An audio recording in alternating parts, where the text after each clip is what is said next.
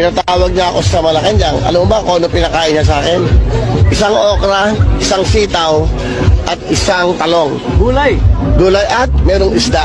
Tapos meron kaming sabaw na may malunggay. Sabi niya, ayaw niya na kumakain ng steak sa Malacanang dahil masyadong mahal. Sinabi niya sa akin yan. Totoo yun. Ayaw niya. Sabi niya, pasensya ka na. Ayaw namin gumastos ng malaki. Dahil alam mo naman, syempre nakakahiya. Kumakain tayo ng masarap, marami naghihirap. So nung mula nun, sabi ko, ibang klase, saka ayaw niya magpatawag na presidente siya, mayor lang ako. Siyempre, nadagdagan yung respeto mo. Saka nakilala ko Kasi kailangan talaga marinig ng Pilipino ito para hindi ninyo kakalimutan kasi baka akala nyo imbento ito. No, nung kami ay nakaupo dyan at kakain kami at uupo kami kasama si President Duterte, sasabihin niya ganito, yan lang yung ulam natin. Meron tayong piniritong isda, may miswa tayo, meron tayong, iniisa-isa niya, meron tayong prutas, may dessert, may kanin.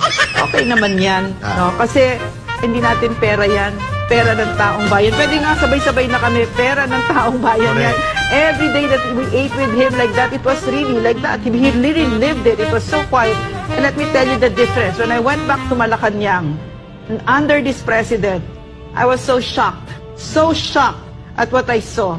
There was a buffet spread with steak and lobsters in the middle of the day. And I heard that this is an everyday thing. People's money. So this is what we need, no?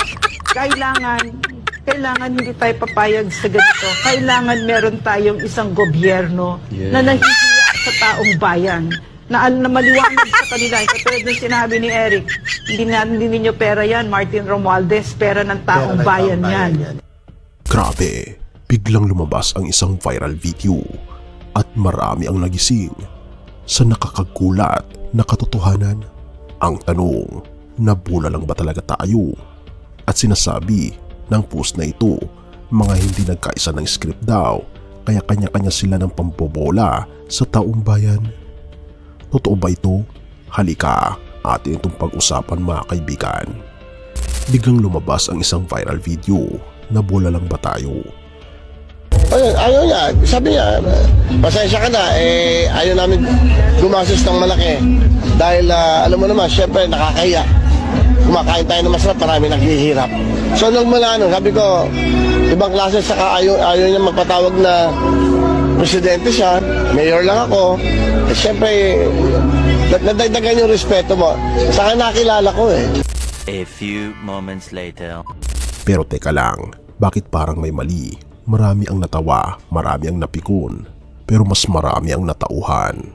Kasi may sinabi doon na hindi mo maririnig sa balita, hindi mo rin mababasa sa mga headline. At kung totoo yung sinabi nila, therefore, matagal na pala tayong nabula at hindi natin ito alam. Pakinggan natin ito.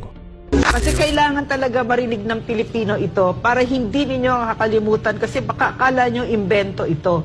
No, nung kami ay nakaupo dyan at kakain kami at uupo kami kasama si President Duterte, sasabihin niya ganito, yan lang yung ulam natin. Meron tayong piniritong isda, may miswa tayo, meron tayong, iniisa-isa niya, meron tayong prutas, may dessert, may kanin. Okay naman yan. No? Kasi hindi natin pera yan. Pera ng taong bayan. Pwede nga sabay-sabay na kami, pera ng taong bayan yan. Every day that we ate with him like that, it was really like that. He really lived it. It was so quiet. And let me tell you the difference. When I went back to Malacanang, under this president, I was so shocked at what I saw. There was a buffet spread with steak and lobsters in the middle of the day. And I heard that this is an everyday thing. People's money. So this is what we need, no? Kailangan hindi tayo papayag sa ganito. Kailangan meron tayong isang gobyerno na nahihiya sa taong bayan. Na maliwanag sa kanila. Katulad ng sinabi ni Eric, hindi ninyo pera yan, Martin Romualdez, pera ng taong bayan yan. A few moments later. Binigyan daw siya ng okra, sitaw at eggplant.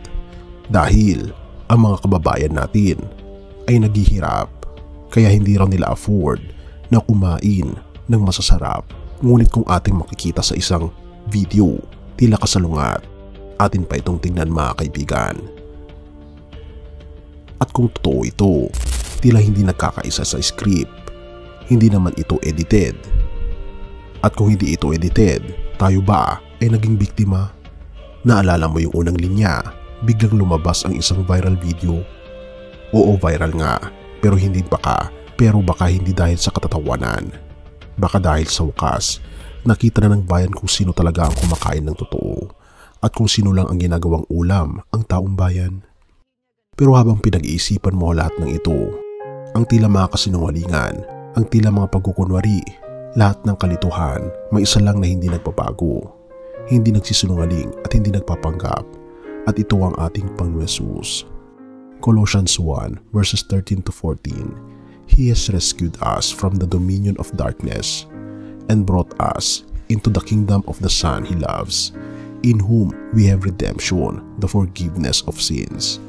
Kaibigan, kapatid, habang ang mundo ay nag-aagawan sa pansin, kapangyarihan at kasinungalingan, ang ating Panginoon Jesus ay tahimik na kumakatok sa puso mo. Hindi siya nambobola, hindi siya nagbabalat kayo. Ang alok niya, ang tunay na pag-ibig, tunay na biyaya, tunay na awa at tunay na katarungan. Pero kailangan natin magpasya. Ang tanong ay, mananatili ka ba sa ingay ng mundo?